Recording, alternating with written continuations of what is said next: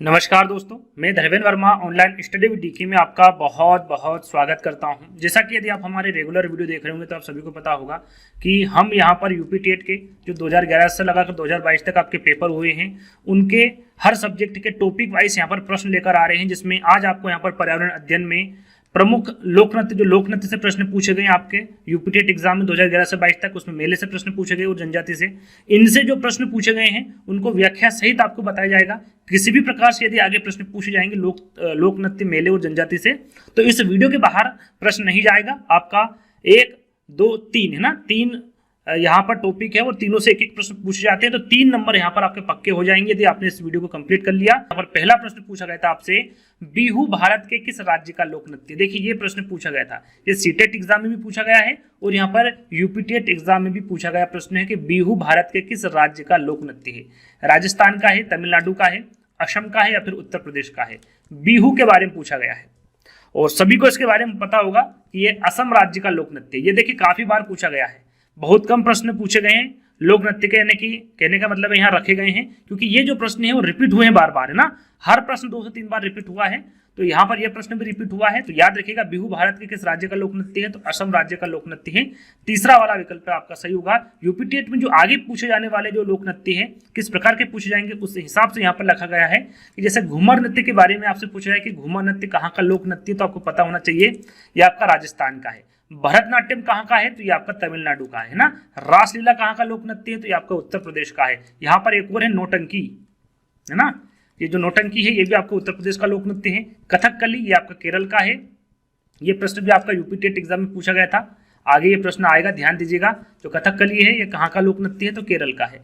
कुचिपुड़ी पूछा जा सकता है आगे, तो ये किसका होगा, आपका आंध्र प्रदेश का होगा। ये 4-5 जो लोक नृत्य है ये इंपोर्टेंट है, वेरी वेरी इंपोर्टेंट है, इनको याद कर लीजिएगा। आगे हम बात करें, अगला प्रश्न जो लोक नृत्य से पूछा गया था, पूछे गए प्रश्न है। तीसरा प्रश्न है जो आपका जनजाति से, थारू जनजाति से प्रश्न पूछा गया था। भारत में थारू जनजाति कहाँ निवास करती है, थारू जनजाति, है ना। और भी जो इंपोर्टेंट जनजाति उनके बारे में आपको बताऊंगा। सबसे पहले इसके बारे में जान लेते हैं, क्या उत्तराखंड में है, उत्तर प्रदेश के तराई क्षेत्र में है, थार मरुस्थल में है या फिर झारखंड में है। तो यहाँ पर थार से थार मरुस्थल नहीं होगा। थारू जनजाति के बारे में पूछा गया भारत में, तो ये उत्तर प्रदेश के तराई क्षेत्र में, कहाँ पर, उत्तर प्रदेश के तराई क्षेत्र में ये निवास करती है थारू जनजाति। ये आपको पता होना चाहिए। आगे हम बात करेंगे थारू जनजाति के बारे में, और भी 2-3 जनजाति मैंने रखी जो कि काफी इंपोर्टेंट हैं, तो उनके बारे में भी आपको पता होना चाहिए। सबसे पहले थारू जनजाति के बारे में जान लेते हैं।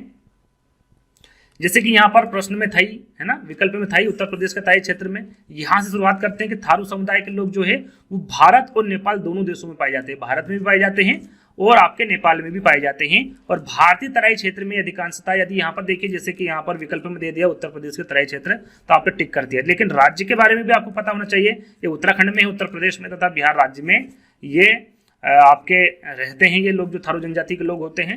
और याद रखिएगा, एक और प्रश्न पूछा जाता है, काफी प्रचलित है, कि दीपावली को शोक पर्व के रूप में कौन सी जनजाति मनाती है। वैसे अभी नहीं मनाती है वर्तमान में, लेकिन पहले ये मनाया जाता था। दीपावली को शोक पर्व पूछा जाए आपसे तो आपको पता होना चाहिए कि दीपावली को शोक पर्व के रूप में कौन मनाते थे, तो याद रखिएगा थारू जनजाति मनाते थे। साथ में यहाँ पर भील जनजाति। यदि आपसे पूछा जाता कि भारत की सबसे बड़ी जनजाति है, देखिए कहीं कहीं गोंड जनजाति के बारे में भी मिलता है आपको, है ना, गोंड जनजाति। तो मैं आपको बता दूं कि 2011 में जो आपका जनसंख्या, आपकी जो जनसंख्या की गणना हुई थी ना, उसमें उसी के अनुसार यदि बात करें तो भील जनजाति आपका बिल्कुल करेक्ट आंसर होगा। भारत की जो सबसे बड़ी जनजाति निकल के आती है 2011 के अनुसार कौन सी होगी, भील जनजाति होगी। कहीं कहीं गोंड जनजाति है, तो मुझे नहीं लगता है कि गोंड सही होगा। आपका सही आंसर क्या होगा, भील जनजाति प्रतिशत में। याद रखिएगा, यदि आप देखेंगे 2011 की जनगणना के अनुसार देखेंगे तो भील जनजाति आपकी बिल्कुल करेक्ट आंसर होगा, है ना। और भील जनजाति मुख्यतः कहाँ पर रहती है, तो ये राजस्थान में पाई जाती है, आपके आंध्र प्रदेश में, छत्तीसगढ़ में, गुजरात में, महाराष्ट्र में, कर्नाटक में, त्रिपुरा में पाई जाती है। कभी कभी विकल्प में 3 राज्य दे देते हैं, जैसे कि राजस्थान, आंध्र प्रदेश और छत्तीसगढ़ दे दिया। तो आपको पता होना चाहिए कि इन सभी राज्यों में भील जनजाति पाई जाती है और भारत की सबसे बड़ी जनजाति के रूप में पाई जाती है भील जनजाति, है ना। आगे बात करें, जैसे गोंड जनजाति है, यह भारत की दूसरी सबसे बड़ी जनजाति है। कोई कोई जगह यहाँ पर आपको देखने को मिला होगा कि गोंड जनजाति भारत की सबसे बड़ी जनजाति है, तो मुझे नहीं लगता कि वो है होगी। क्या है सबसे बड़ी जनजाति आपकी, भील है ना।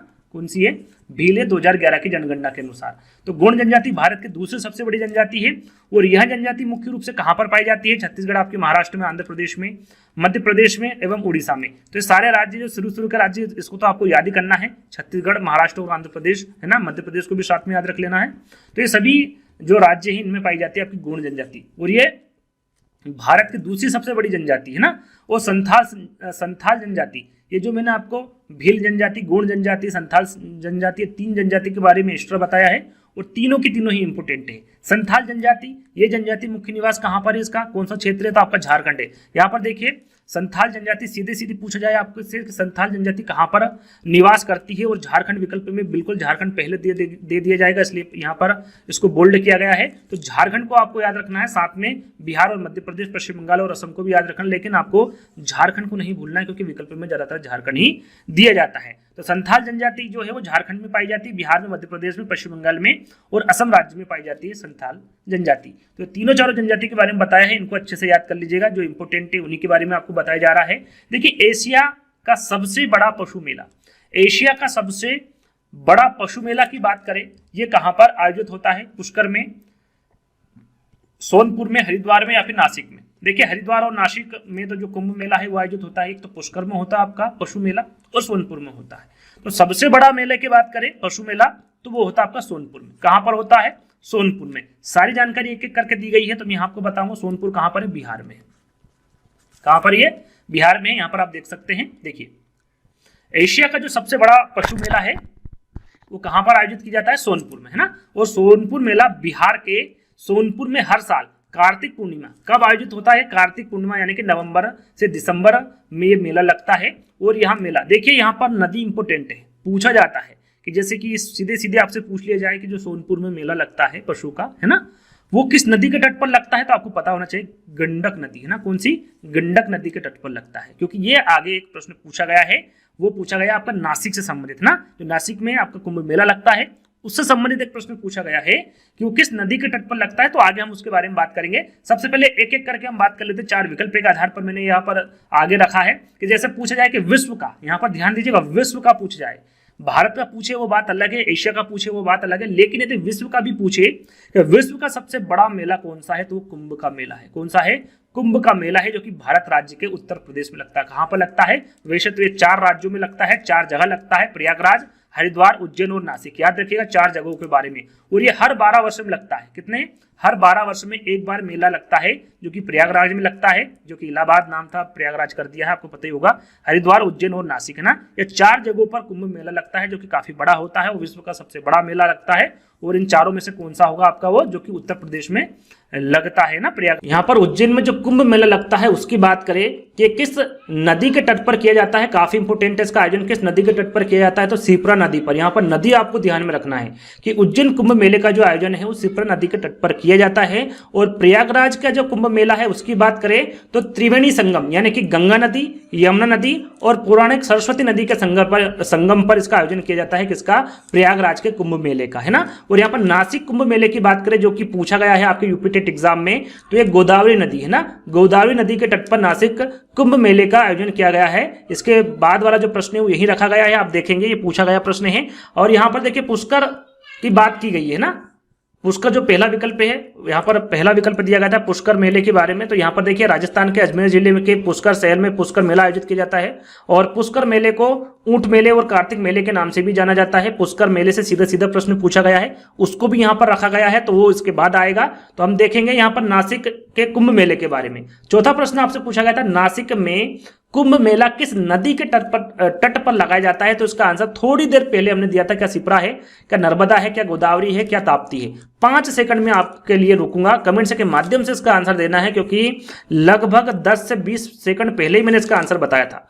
नासिक में कुंभ मेला किस नदी के तट पर लगता है, 5 सेकंड है आपके पास, इसके बीच में ही आपको आंसर देना है। तो यहां पर मुझे लगता है आपने कमेंट्स के माध्यम से आंसर दे दिया होगा। जो नासिक मेला है, जो कुंभ मेला है, वो गोदावरी नदी के तट पर लगता है। कौन सी नदी? गोदावरी नदी। थोड़ी देर पहले ही मैंने आपको बताया था। थोड़ी सी जानकारी इसके बारे में आपको दे देते हैं। देखिए गोदावरी नदी के तट पर नासिक कुंभ मेले का आयोजन किया जाता है, अभी थोड़ी देर पहले बताया था। और यहाँ महाराष्ट्र के नासिक जिले में है ना, यदि यहाँ पर आपसे राज्य पूछे तो महाराष्ट्र में आता है नासिक जिले में। हर 12 वर्ष में जो 4 मैंने यहाँ पर आपको राज्य बताए थे, प्रयागराज, हरिद्वार, उज्जैन और नासिक, ये जो चारों राज्य इसमें 12 वर्ष में, हर 12 वर्ष में आयोजन होता है। और इनके बारे में मैंने आपको बताया था। यदि नासिक के बारे में पूछे कि नासिक में अब अगली बार जो कुंभ मेला लगेगा वो कब लगेगा, तो वो लगेगा आपका 2027 में। कब लगेगा? 2027 में त्र्यंबकेश्वर में होगा। ये कहां पर? त्र्यंबकेश्वर में है ना, नासिक के त्र्यंबकेश्वर में ये होगा 2027 में। और कुंभ मेला 4 जगहों पर, जैसे मैंने आपको बताया था, प्रयागराज, हरिद्वार, उज्जैन और नासिक में हर 12 वर्ष में लगता है। इसके बारे में आपको बता ही दिया है। उज्जैन कुंभ मेला का जो आयोजन है क्षिप्रा नदी के तट पर किया जाता है, इसके बारे में भी आपको जानकारी दे चुका हूं। नर्मदा नदी के किनारे, देखिए यहाँ पर एक विकल्प था नर्मदा नदी, है ना, तो इसके बारे में भी आपको पता होना चाहिए कि नर्मदा नदी के किनारे कौन सा मेला लगता है, तो बरमान का मेला। कौन सा? बरमान का मेला लगता है, जो कि बरमान शहर में लगता है और यहाँ भारत के मध्य प्रदेश के नरसिंहपुर जिले में स्थित है। याद रखिएगा, नर्मदा नदी के किनारे बरमान का मेला लगता है। यदि पूछा जाए तो आपको पता होना चाहिए। 5वां प्रश्न, जैसे मैंने पुष्कर मेले के बारे में आपको बताया था कि सीधा सीधा आपसे पूछा गया था कि पुष्कर मेला कहाँ आयोजित किया जाता है, क्या जयपुर में, उदयपुर में, जोधपुर में या फिर अजमेर में? ये प्रश्न भी आपका यूपी टेट एग्जाम में पूछा गया है। तो पुष्कर मेले के बारे में पूछा गया, थोड़ी देर पहले मैंने आपको बताया था। चाहे तो आप इसका आंसर कमेंट्स के माध्यम से दे सकते हैं, क्योंकि कुछ समय पहले ही मैंने इसके बारे में आपको बताया था।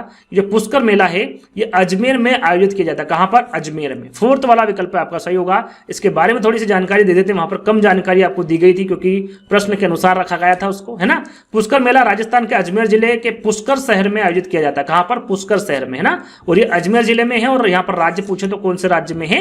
राजस्थान राज्य में है। और यहाँ 5 दिनों का मेला है। कितने दिनों का मेला है? ये 5 दिनों का मेला है, जो कार्तिक शुक्ल एकादशी में शुरू होता है और कार्तिक पूर्णिमा पर सप्ताह समाप्त हो जाता है। यानी कि कार्तिक शुक्ल एकादशी से शुरू होता है और कार्तिक पूर्णिमा पर यह समाप्त हो जाता है। टोटल ये 5 दिन चलता है। और पुष्कर मेला को कार्तिक मेला के नाम से भी जाना जाता है, ऊंट मेला के नाम से भी जाना जाता है। थोड़ी देर पहले मैंने आपको बताया था, है ना। और साथ में विभिन्न प्रकार की प्रतियोगिता और आकर्षक कार्यक्रम को भी यहाँ पर आयोजित किया जाता है। तो यहाँ पर पुष्कर मेले के बारे में भी आपको सारी जानकारी होना चाहिए। यहाँ पर इस प्रश्न में इसके जिले के बारे में पूछ लिया गया। आगे यहाँ पर कब मनाया जाता है इसके बारे में भी पूछा जा सकता है, तो आपको पता होना चाहिए। चलिए, 6ठा प्रश्न और लास्ट प्रश्न। जो मैंने 5 प्रश्न आपको बताए हैं वो ऐसा नहीं है कि एक बार पूछे गए हैं। लगभग सभी प्रश्न 2 से 3 बार पूछे गए हैं। हर यूपी टेट एग्जाम में एक प्रश्न तो पूछा ही गया है। तो यदि आपने ये वीडियो कंप्लीट वॉच कर लिया तो आपके 3 नंबर कहीं नहीं जाएंगे। छोटा सा वीडियो, ज्यादा बड़ा नहीं है। यदि आपने वॉच कर लिया तो 3 नंबर आपके पक्के हो जाएंगे। किस देश में क्रिसमस का त्योहार गर्मियों में मनाया जाता है? सबसे सरल सा प्रश्न, सभी को पता है। जापान है, भारत है, ऑस्ट्रेलिया है या फिर अमेरिका है। तो वो देश कौन सा है जो क्रिसमस का त्योहार गर्मियों में मनाया जाता है? तो वो देश कौन सा होगा? आपका ऑस्ट्रेलिया होगा। कौन सा होगा?